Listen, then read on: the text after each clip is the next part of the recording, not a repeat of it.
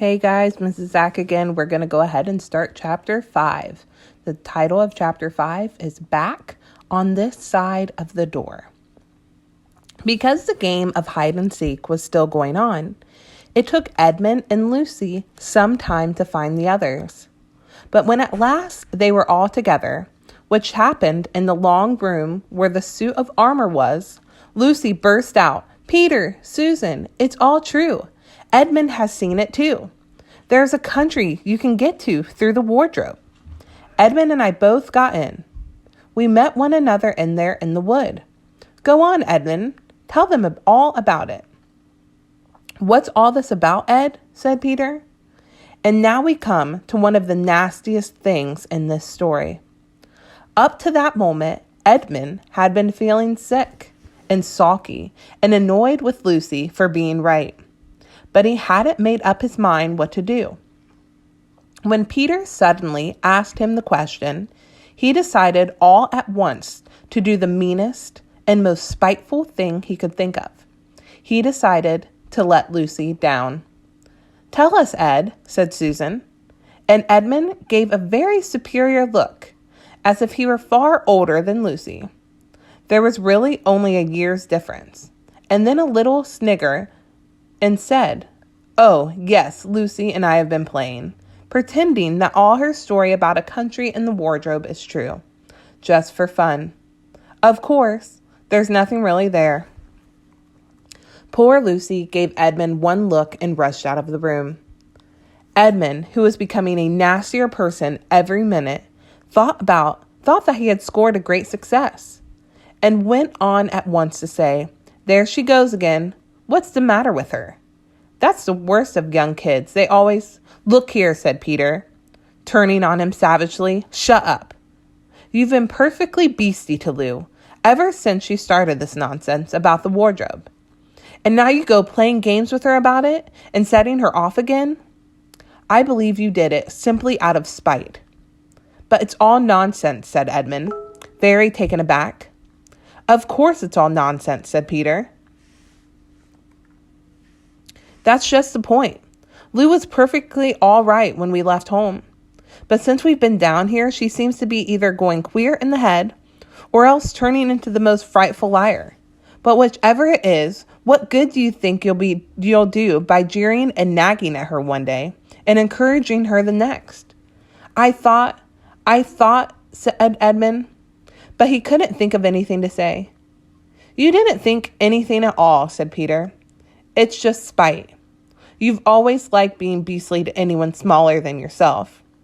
We've seen that at school before." Do stop it," said Susan. "It won't make things any better having a row between you two. Let's go and find Lucy." It was not surprising that when they found Lucy, a good deal later, everyone could see she had been crying. Nothing they could say to her made any difference. She stuck to her story and said, "I don't care what you think, and I don't care what you say. You can tell the professor, you can write to Mother, or you can do anything you like. I've met a fawn in there, and I wish I'd stay there. You are all beasts. It was an unpleasant evening. Lucy was miserable, and Edmund was beginning to feel that his plan wasn't working well at all, as well he had expected. The two older ones were really beginning to think that Lucy was out of her mind. They stood in the passage talking about it in whispers long after she had gone to bed. The result was the next morning they decided they would go and tell the whole thing to the professor. "He'll write to Father if he thinks there's really something wrong with Lou," said Peter. "It's getting beyond us." So they went and knocked at the study door, and the professor said, "Come in," and got up and found chairs for them and said he was quite at their disposal. Then he sat listening to them with the tips of his fingers pressed together and never interrupting, till they had finished the whole story. After that, he said nothing for quite a long time. Then he cleared his throat and said the last thing either of them expected. "How do you know," he asked, "that your sister's story is not true?" "Oh, but—" began Susan, and then stopped. Anyone could see from the old man's face that he was perfectly serious. Then Susan pulled herself together and said, "But Edmund said they had only been pretending." "That is a point," said Professor, "which certainly deserves consideration. Very careful consideration. For instance, if you will excuse me for asking the question, does your experience lead you to regard your brother or your sister as more reliable? I mean, which is more truthful?" "That's just the funny thing about it, sir," said Peter.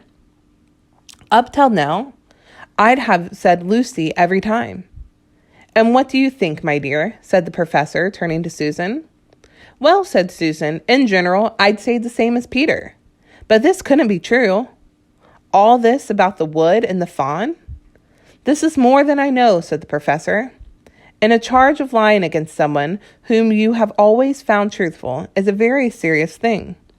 A very serious thing indeed." "We were afraid it mightn't even be lying," said Susan. "We thought there might be something wrong with Lucy." "Madness, you mean?" said the professor quite coolly. "Oh, you can make your minds easy about that. One has only to look at her and talk to her to see that she is not mad." "But then," said Susan, and stopped.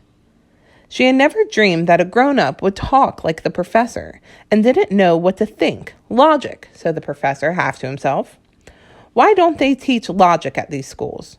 There are only three possibilities. Either your sister is telling lies, or she is mad, or she is telling the truth.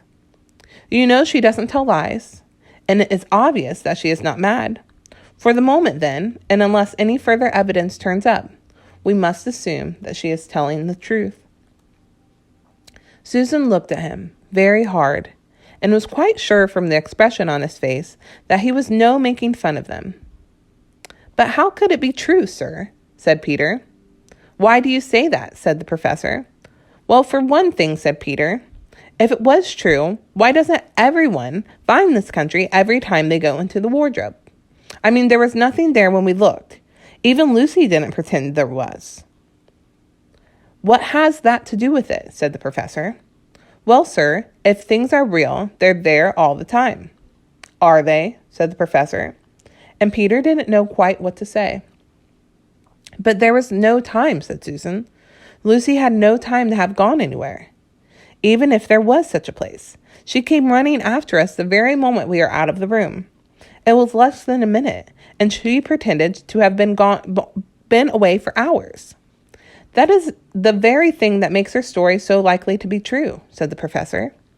"If there really a door in this house that leads to some other world, and I should warn you, this is a very strange house, and even I know very little about it.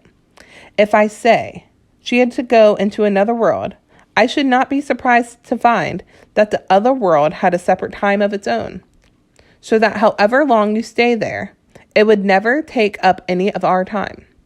On the other hand, I don't think many girls of her age would invent that idea for themselves. If she had been pretending, she would have hidden for a reasonable time before coming out and telling her story." "But do you really mean, sir," said Peter, "that there could be other worlds all over the place, just round the corner, like that?" "Nothing is more probable," said the professor, taking off his spectacles and beginning to polish them, while he muttered to himself, "I wonder what they do teach them at these schools." "But what do we do?" said Susan. She felt the conversation was beginning to get off the point. "My dear young lady," said the professor, suddenly looking up with a very sharp expression at both of them, "there is one plan which no one has yet suggested, and which is well worth trying." "What's that?" said Susan. "We might all try minding our own business," said he. And that was the end of the conversation. After this, things were a good deal better for Lucy. Peter saw to it that Edmund stopped jeering at her, and neither she nor anyone else felt inclined to talk about the wardrobe at all.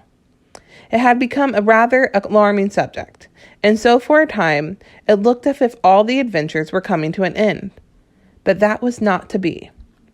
The house of the professors, which even he knew so little about, was so old and famous that people from all over England used to come and ask permission to see it. It was the sort of house that is mentioned in guidebooks and even in histories. And well, it might be, for all manner of stories were told about it. Some of them even stranger than the one I am telling you now. And when parties of sightseers arrived and asked to see the house, the professor always gave them permission. And Mrs. McCready, the housekeeper, showed them around, telling them about the pictures and the armor and the rare books in the library. Miss McCready was not fond of children and did not like being interrupted when she was telling visitors all the things she knew. She had said to Susan and Peter almost on the first morning, along with the many other instructions, and please remember, you're to keep out of the way whenever I'm taking a party over the house. Just as if any of us would want to waste half the morning trailing round with a crowd of strange grown-ups, said Edmund, and all other three thought the same. That was how the adventure began for a second time.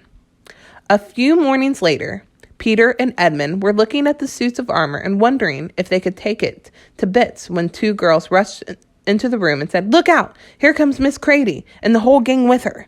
"Sharp's the word," said Edmund, and all four made off through the door at the far end of the room. But when they had got out into the green room and beyond it, into the library, they suddenly heard voices around them and realized that Mrs. McCready must be bringing her party of sightseers to the back stairs instead of the front stairs as they had expected. And after that, whether it was they had lost their heads or that Mrs. McCready was trying to catch them, or that some magic in the house had come to life and was chasing them into Narnia, they seemed to find themselves being followed everywhere until at last Susan said, "Oh, bother those trippers. Here, let's get into the wardrobe room till they've passed. No one will follow us in there." But the moment they were inside, they heard the voices in the passage, and then someone fumbling at the door. And then they saw the handle turning. "Quick," said Peter, "there's nowhere else," and flung open the wardrobe. All four of them bundled inside and sat there, panting in the dark. Peter held the door closed, but it did not shut it, of course. He remembered, as every sensible person does, that you should never, never shut yourself up in a wardrobe. End of chapter 5.